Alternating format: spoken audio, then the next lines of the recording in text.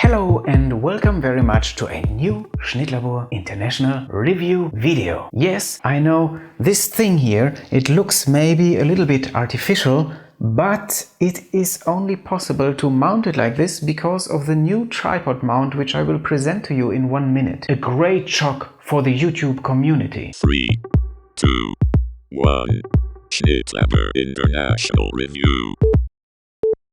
If you don't want to wait for a little explanation in between, you can even use the warp link below in the description of the video to skip the wording. But if you don't mind, let's go back into the history. So, once upon a time there was the camera obscura. This was a little box, like a black box, some kind of chamber where light was coming in from outside, and it helped you to draw landscape images inside this little box. But okay, maybe this story would be too long. On the other hand, this is also a video, like almost a movie, and therefore maybe let's start like this. Once there was a Laterna Magica. With the Laterna Magica we were able to project images from inside out into the space, almost like in the cave of Platon, or Plato, how you say in English. And this Laterna Magica was what today we are calling cinema, or maybe in the context of your own home, a video projector. But also this is maybe a little bit too far out. Okay.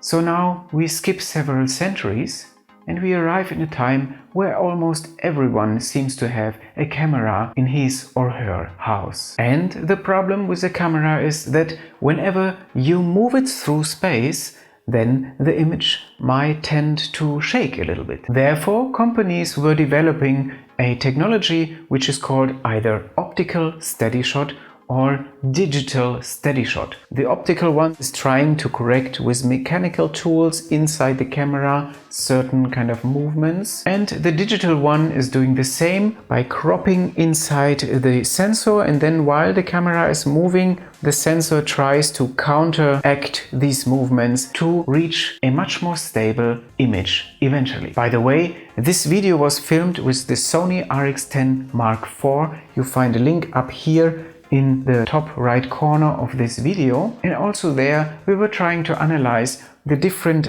digital steady shot modes which are offered together with this camera. But all these efforts of these different companies to stabilize these images, they haven't been perfect enough. By the way, since we were talking about Plato already, I think he said something that nothing in this world can ever be perfect, and the only perfect thing may be the ideas in the sky. On the other hand, it could still be possible to make things a little bit more perfect than before. Therefore, the producers of cameras thought also to create additional tools to give moving cameras a greater stabilization. So first you had something like this. This is a video camera, but you can also use it for doing photographs. And in most of the cases you can do the same vice versa, because a video is nothing else than a sequence of different photographs, if you will. To make such a camera more stable while it is moving through space, they invented something like this, a gimbal, and then you would mount this camera on top, and therefore the movements would be more steady. Then of course, since we are living in an electric and digital time and mechanical time, also they created these kind of things which are called gimbals. These gimbals, you can connect them to your phone or to even more professional cameras, but the problem is always the size, and it was never really stable. Therefore, we come to this chapter now. And let me explain you why this one is so great. And to be honest, actually, it is not a tripod adapter, or at least it's not a tripod adapter of the DJI OSMO Pocket. Because believe it or not, DJI was pushing this little perfect tool to the market without any official tripod adapter. A great shock for the YouTube community. But on the other hand, in fact, it is true, it is a tripod adapter, but this one comes from Zoom, especially the audio recorder Zoom F1. So here now you see this excellent construction with these little grips here on the side, which usually is to connect the zoom f1. What I'm going to do here, I'm going to connect the DJI OSMO Pocket so that it closes up with the lowest point at around here, because I want that the display will still be usable, and I want also to be able to use these buttons. So I will just kind of like fix it somewhere here in the center, and then I take a rubber from here. If you have a beer as long as mine, then of course you will also need this kind of rubber things, and like this it's already fixed. And the second one, it can even be a little bit more loose. I'm just creating a triangle here.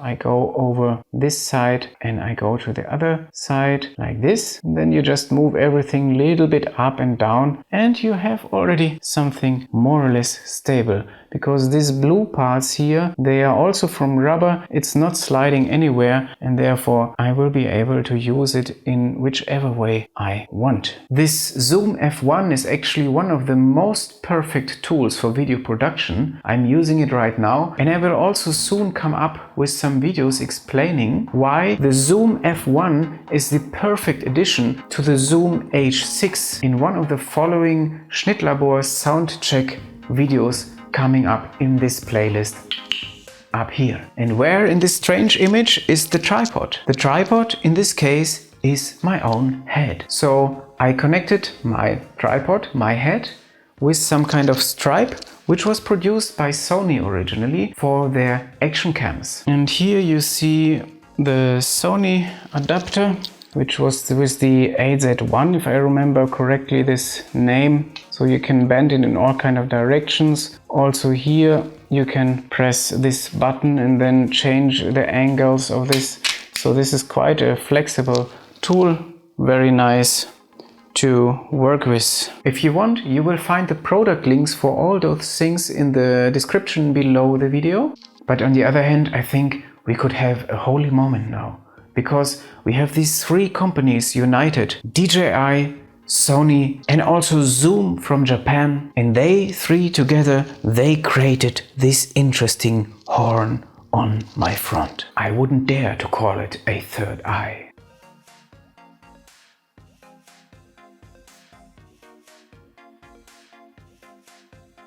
Okay, in the very end, I just want to finish this video by telling you that this combination here is just one of countless different possibilities if you want to connect the DJI OSMO Pocket to different systems. I think while creating something extremely light and extremely stable and extremely compact, they were already sure that most of the video creators would just come up with their own ideas, which actually I'm doing right now, since this kind of most consequent continuation of the concept of a camera moving in space has really been thought to the end. Yes, we will come up with a pro and cons video soon, therefore please don't forget to follow our DJI OSMO Pocket playlist. And since we are with the aspect of following, also please don't forget to follow our SSCHNITTLABOR International Review channel, because soon we will also go out into the woods again, and there I will demonstrate you the difference of how much weight you connect to this camera, because all these different weights will result in different images, and depending on what kind of aesthetic you want to create,